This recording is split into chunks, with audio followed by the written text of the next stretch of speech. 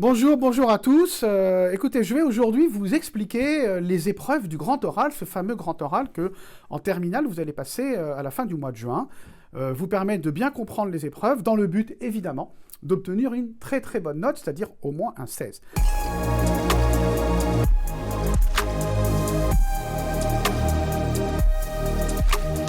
Je me présente en deux mots, Olivier Jaoui, j'ai travaillé toute ma vie dans l'éducation, je suis, on peut le dire, un spécialiste de la préparation à l'oral des élèves, je fais beaucoup de conférences dans les lycées sur le grand oral du bac, auprès des élèves particulièrement, également auprès d'enseignants.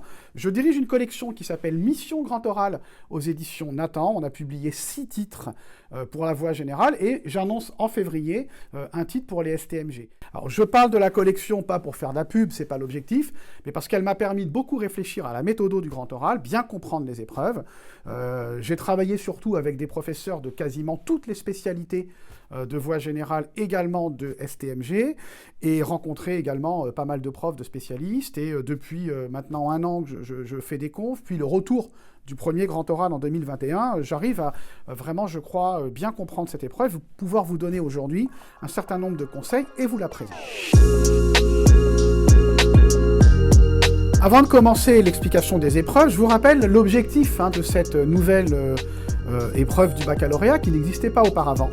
L'objectif, il est vraiment intéressant à mon sens, c'est vous évaluer en grande partie dans votre manière de vous exprimer à l'oral devant 2 jurys sur des sujets que vous avez préparés à l'avance. Il ne s'agit pas d'improvisation ou d'un concours d'éloquence.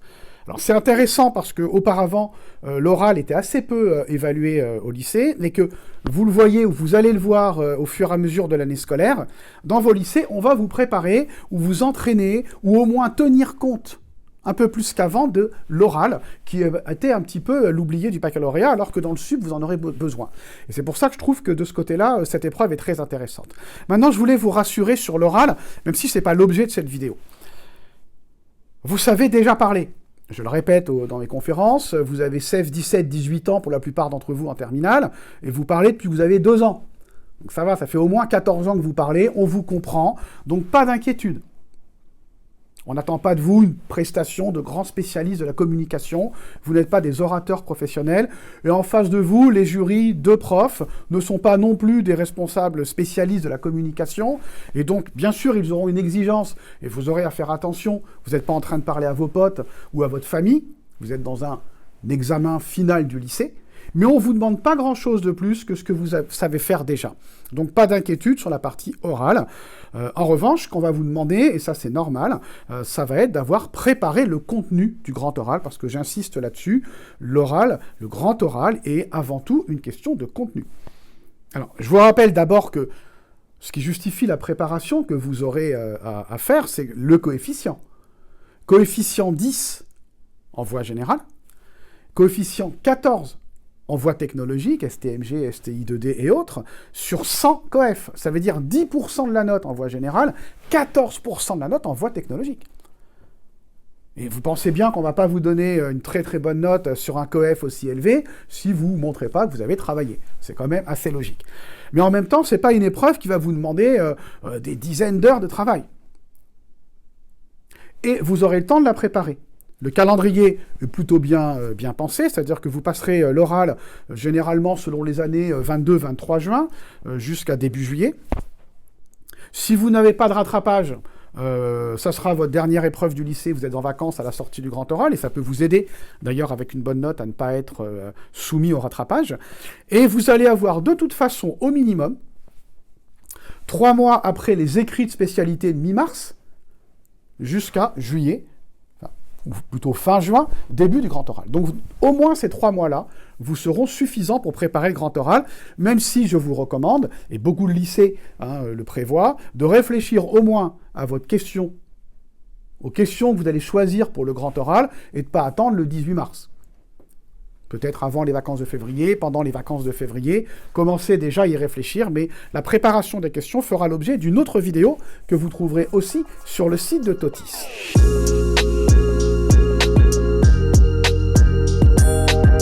Alors cette épreuve, c'est quoi? C'est une épreuve en 3 parties. En réalité, c'est comme les mousquetaires, on annonce 3 parties, mais il y en a 4, car au début de l'épreuve, il y a ce qu'on appelle un temps de préparation, qui va durer 20 minutes. Et si vous me le permettez, ce temps de préparation, je vous en reparlerai après vous avoir présenté les 3 véritables parties de l'épreuve. 3 parties dont je dois dire dès à présent qu'elles ne sont pas notées chacune individuellement. Il n'y a pas un barème pour la première, pour la deuxième, pour la troisième partie, il y a une note globale. Première partie, pendant 5 minutes, facile à retenir, pendant 5 minutes, debout, vous allez présenter au jury la réponse à la question, qu'on peut appeler aussi un exposé, c'est le terme le plus souvent utilisé. Vous allez présenter l'exposé que le jury aura choisi parmi les deux questions que vous aurez préparées à l'avance et dont je vous rappelle que c'est vous qui les choisirez. 5 minutes, debout, réponse à la question que le jury aura choisie. Donc, vous exposez pendant 5 minutes. Alors, nouveauté 2022, ça avait été proposé pour 2021 en raison du virus et ça a été confirmé pour 2022 et sans doute dorénavant pour les années à venir.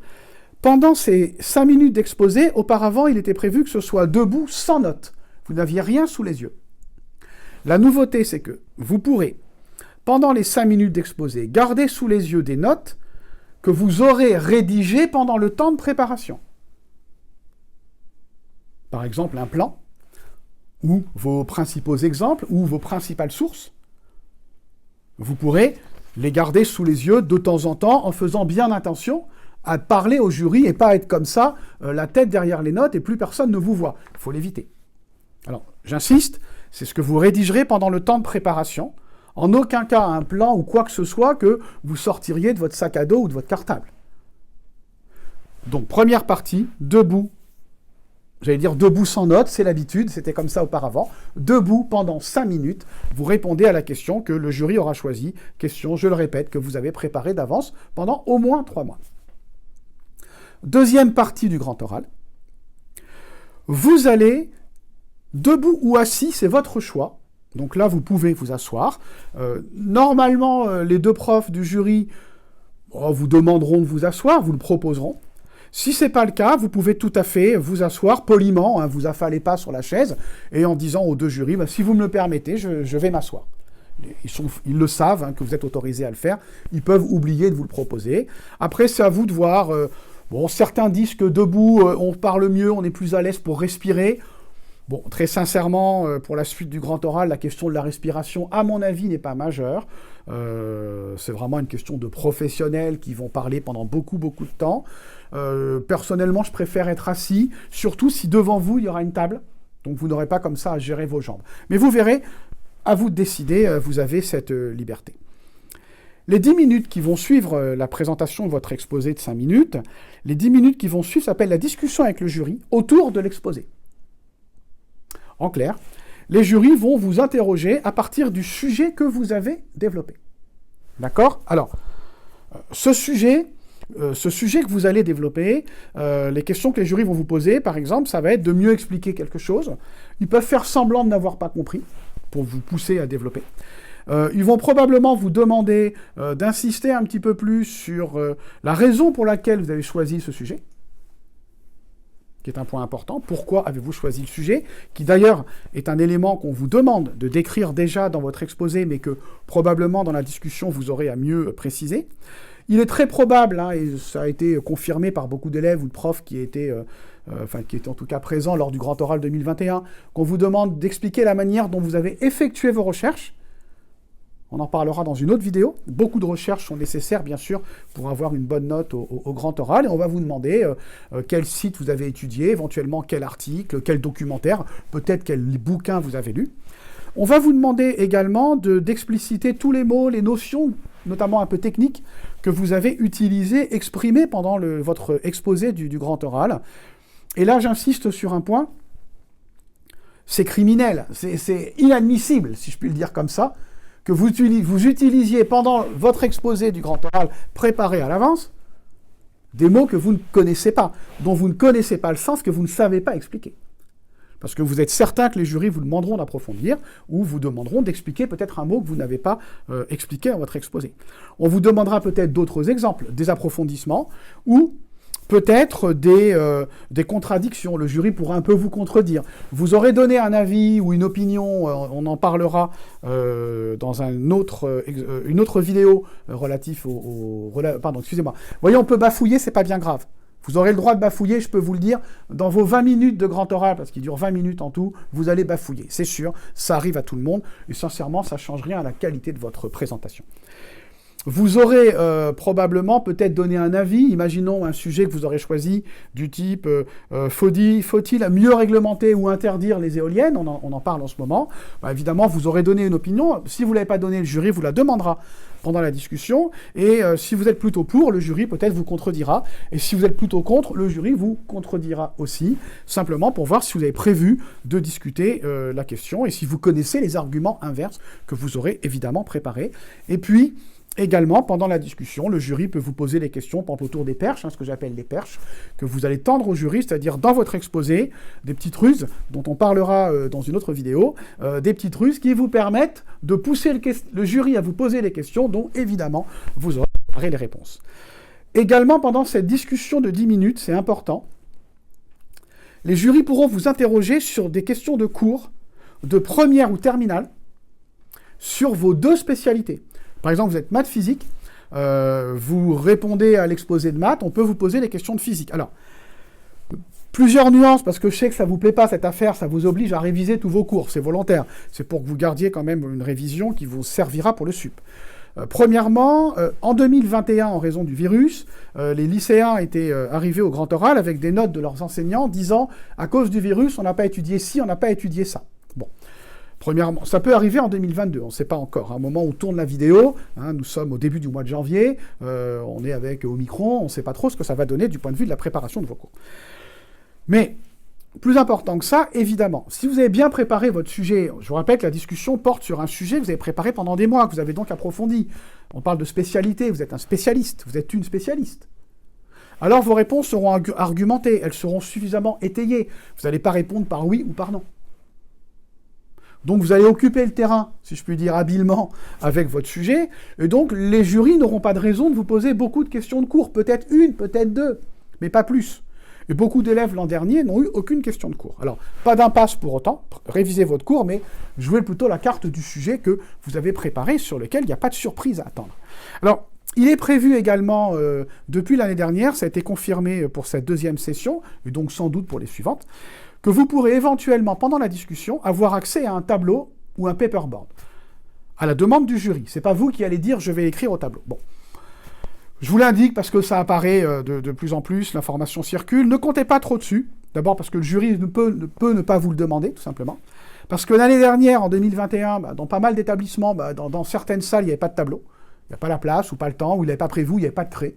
Donc, vraiment, ne vous dites pas, tiens, si je peux, j'irai dessiner la courbe ou développer une démonstration au tableau. Si jamais ça arrive, je rappelle que le grand oral est une épreuve de communication, et donc faites bien attention à ne pas rester le dos tourné au jury, à ne pas marmonner sans qu'on vous entende. Il faut essayer autant que possible de rester en phase avec le jury. Voilà pour la deuxième partie, discussion autour du sujet de votre exposé, pendant 10 minutes avec les deux jurys. Troisième et dernière partie, échange sur l'orientation. Alors, cet échange, il est pour moi cadeau, c'est-à-dire que là, vous avez toutes les chances de réussir. Je ne vois pas comment vous pouvez vous planter sur l'orientation, puisque vous allez parler de vous. Vous allez parler de vos choix d'orientation. Alors, premièrement, plusieurs choses importantes. Tout d'abord, l'épreuve se déroule fin juin.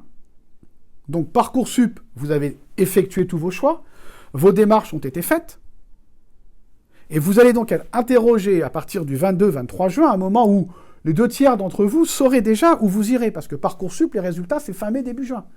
Même si ça continue, vous savez, jusqu'en juillet, beaucoup d'entre vous seraient fixés. Vous saurez où vous allez, ou vous saurez où vous êtes bien placé en liste d'attente. Donc bien évidemment, vous allez surtout parler de ces vœux-là.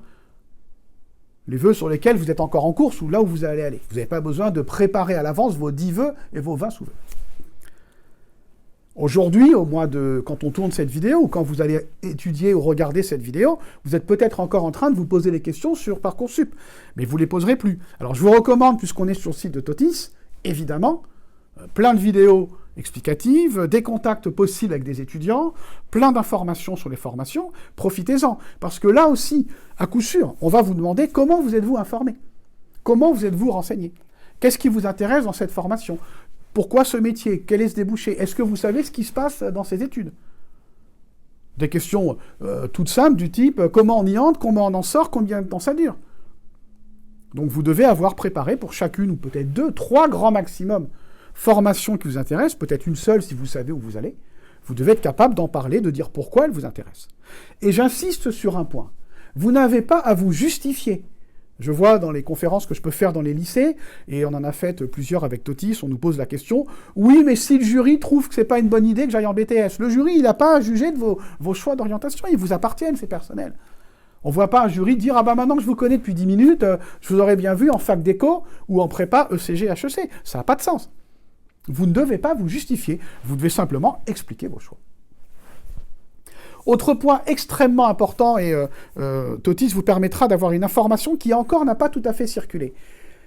Elle est fondamentale. Dans le choix de vos questions, vos 2 questions, il n'est pas obligatoire qu'elles soient en lien avec vos choix d'orientation. Je le répète, il n'est pas du tout obligatoire que vos 2 questions soient en lien avec vos choix d'orientation.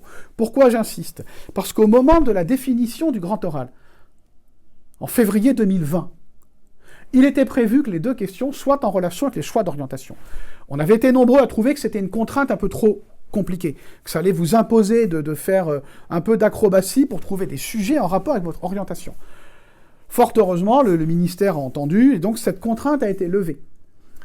Le problème, c'est qu'au moment où tous les manuels scolaires ont été publiés, au moment où même la collection Mission Grand Oral que je dirige a été publiée, cette contrainte n'était pas levée. Donc dans quasiment tous les bouquins, même si au fur et à mesure des réimpressions dans notre collection on fait la modification, dans quasiment tous les bouquins de préparation au grand oral, vous trouverez l'information disant « les 2 questions doivent être en lien avec l'orientation ». Ça n'est pas le cas. Et parfois encore, l'info n'a pas circulé dans tous les lycées. Certains enseignants n'ont pas vu passer l'info parce qu'elle n'a pas été formidablement diffusée. Or, elle apparaît clairement dans ce qu'on appelle la FAQ, la foire aux questions, du grand oral sur le site du ministère. Donc, vous êtes complètement dégagé de cette contrainte. Si vous prenez par exemple un sujet du type « à quoi sert le zéro ?» en mathématiques, voyez bien que pour faire un lien avec l'orientation, accrochez-vous les amis. Vous voulez en prépa CG, vous voulez aller en fac d'éco, à quoi sert le zéro? Le lien, il n'est pas évident. Heureusement, vous n'avez plus à vous poser cette question. Donc voilà les 3 parties du grand oral, donc qui reposent sur ces 2 questions. Je développe dans une autre vidéo ce que sont ces 2 questions, comment vous pouvez les trouver, comment vous pouvez les préparer, qui sont tirées des programmes de première et terminale. Alors le temps de préparation, je vous avais dit au début que le temps de préparation, évidemment, il est avant l'épreuve du grand oral. Il se déroule à un moment où vous avez connaissance du choix par le jury de la question que vous allez exposer, bien évidemment. Vous arrivez avec votre liste, une petite liste avec 2 questions, validées par vos profs, les questions sont validées par vos profs, vous les présentez, le jury va vous dire « nous choisissons votre question de SES ». Bon. Vous avez 20 minutes, pendant lesquelles l'Éducation nationale vous donnera du papier brouillon et un papier, et un crayon. Pendant ces 20 minutes, vous pouvez rester là à rien faire. Bon, plaisante. À attendre que ça passe, à vous ronger les ongles. Bon, c'est pas l'idée du siècle. Vous pouvez, bien entendu, respirer, réviser, vous remémorer votre futur exposé. Alors, comme tout à l'heure, je vous l'ai dit, vous allez pouvoir, maintenant, avoir sous les yeux, si vous en avez besoin, si ça vous rassure, garder des notes prises pendant le temps de préparation, peut-être votre plan. Donc déjà, vous pouvez vous dire, dès que j'ai les 20 minutes de préparation, je rédige les grandes lignes de mon plan, en mettant en avant les exemples, les sources, les trucs que j'ai l'habitude un peu d'oublier. Peut-être qu'en révisant, vous apercevez qu'il y a toujours un truc que vous oubliez ou sur lequel vous n'êtes pas très sûr de vous. Vous l'aurez sous les yeux, ça vous rassurera. Ça, c'est une première chose que vous pouvez faire. Deuxième chose, ou première chose, chacun fait comme il veut, c'est le support. Alors, le support, qu'est-ce que c'est? Dans la définition du grand oral, il est indiqué. Vous pourrez rédiger pendant le temps de préparation un support qui sera remis au jury durant l'exposé. Alors, ça veut dire quoi? Ce support, on n'en sait pas plus. Il n'y a qu'une ligne sur le support. Mais le support, c'est un document que vous rédigez, je le répète, pendant le temps de préparation. Lui non plus, vous ne le sortez pas de votre sac à dos. D'ailleurs, vous ne sortez rien de votre sac à dos, sauf votre trousse. Et vous allez rédiger, dessiner, écrire un support qui, comme son nom l'indique, va supporter votre grand oral si c'est nécessaire. Par exemple, vous avez proposé une courbe. Alors, au lieu de dire, la courbe, elle est croissante, et puis elle atteint un maximum, puis après, elle est décroissante, puis après, elle est sinusoïdale, puis après, elle fait comme ci, elle fait comme ça, où vous allez dessiner une carte du golfe Persique en disant, bah là, on a la péninsule arabique, ce côté-là, bah, on a en bas, on a le Yémen, on a le Sultanat d'Oman, on a les Émirats, on a le Qatar, on a aussi Bahreïn en face du golfe Persique. De l'autre côté, vous avez l'Iran. Bah, évidemment, c'est plus simple de la dessiner. Dans les deux cas, la courbe ou la carte ou d'autres choses, ça vous évite de perdre du temps et de passer du temps de manière un peu laborieuse à raconter des choses que vous pouvez écrire, montrer, dessiner. Et puis surtout, l'intérêt du support, c'est que, obligatoirement, un bon support bien foutu impressionnera le jury. Officiellement, il n'est pas évalué. Il y a écrit « le support ne sera pas évalué ». Donc il est facultatif. Mais évidemment, vous connaissez vos profs. Vous commencez le grand oral en leur remettant un truc bien foutu, de mémoire, rédigé pendant les 20 minutes du temps de préparation, ça va favorablement les impressionner, et déjà, vous partez au moins avec la moyenne. Et ça va faciliter votre exposé. Voilà l'intérêt du temps de préparation. Réviser mentalement, peut-être garder des notes que vous prendrez, rédiger des notes, pardonnez-moi d'avoir bafouillé, donc peut-être rédiger des notes que vous garderez sous vos yeux pendant l'exposé du grand oral, peut-être, si vous le souhaitez, rédiger un support que vous remettrez au jury, et puis respirer un bon coup avant d'y aller. Voilà Voilà la description des 3 parties du grand oral, plus le temps de préparation. Vous voyez bien qu'il n'y a aucune surprise. Tout tourne autour de sujets que vous avez choisis, c'est quand même totalement inédit, choisis et préparés d'avance, chez vous, au lycée. Pas de surprise. Et vous aurez une très bonne note. Et si vous me le permettez, j'attache beaucoup d'importance à ça sur le grand oral du bac. C'est votre dernière épreuve du lycée. Pour au moins 90% d'entre vous, c'est la dernière épreuve parce que vous n'aurez pas le rattrapage, vous êtes en vacances. Et c'est quand même, à mon sens, une très bonne nouvelle pour vous, une bonne chose, vous en souviendrez, croyez-moi, d'un grand oral réussi, parce que vous l'aurez bien préparé, et qu'en face de vous, vous verrez 2 profs, 2 jurys satisfaits. Beaucoup d'élèves ont rapporté ou m'ont dit ou dit un peu partout que ils étaient très heureux parce que les profs leur ont dit « Bravo, c'est bien, bon travail, ça fait plaisir ».